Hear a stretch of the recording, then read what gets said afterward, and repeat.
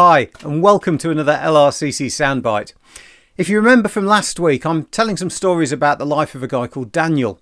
And no, I'm still not going to tell you about the lions. Instead, this week, I'm going to talk about a completely impossible task from a terrified king who decides to have his advisors executed if they can't answer what is an impossible question. So, what's happened? Well, the king has not had a great night's sleep. And that's enough to make any of us grumpy in the morning. But this is a bit worse than just having tossed and turned a bit or got a bit warm. Instead, he's had a dream. This dream, well, really a bit of a nightmare. And he's convinced that it means something important, but doesn't know what.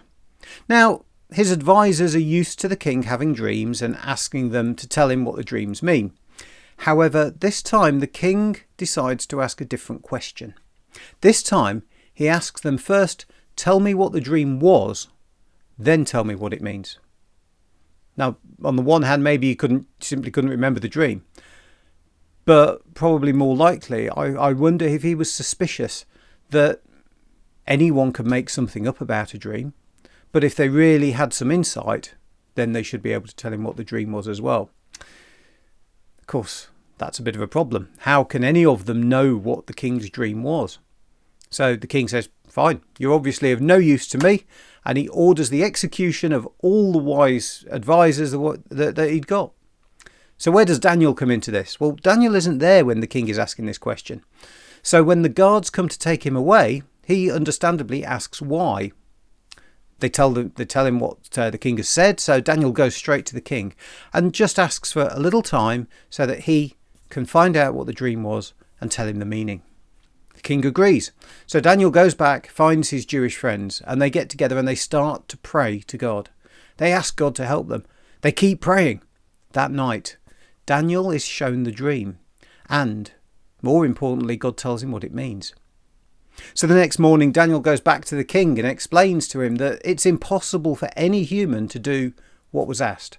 But God in heaven can do it and has shown it to Daniel. So, here goes, Your Majesty. You saw a statue in the dream with a head of gold, a chest and arms of silver, the lower body was bronze and the legs were iron and the feet were a mixture of iron and clay. And as you watched it, a rock, a huge rock, was cut from a mountain, not by humans, and the rock fell and smashed the feet and brought the whole statue and smashed it to the ground. The king was amazed. This man Daniel knows my dream. So, now tell me what it means. Well, the meaning related to the kingdom. The gold head was the king, and at the current time. This would be followed by another kingdom represented by silver, not as strong as this one. Then will be a third kingdom represented by the bronze, lesser still than the second. And you've guessed it, a fourth kingdom, strong but brittle like iron. But the foundation's like a mixture of iron and clay. Things that don't really mix, so are quite weak.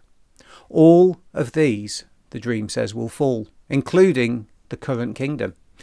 Now that's not an easy message for the king to hear. But he carries on with the interpretation. The rock cut from the mountain, the rock that brought everything else down. That is the kingdom that God will set up.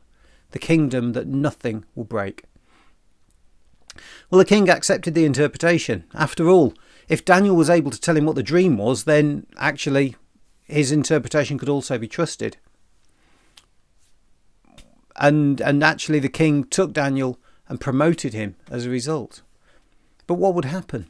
Well, people have looked back at history, looked at what was going on at the time and figured out that the gold of the head was Babylon. If that was true, then the silver was the empire of the Medes and Persians, the bronze was probably Greek and the iron was Roman. But however you take it, I like to focus on the rock. Because as a Christian, I see that rock as Jesus, setting everything in place for God's long-term plan. You know, when you build something, build a structure, you need a good foundation, good and solid. Otherwise, the whole thing is unstable.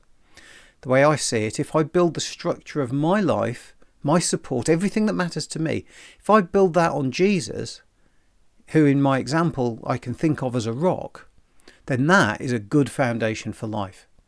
Because it will give me stability when everything else shakes. I'd be happy to explain more if you'd like. do get in touch. You know, a few minutes on these sound bites are never enough. I do hope you have a great week. God bless you, and I'll see you next time.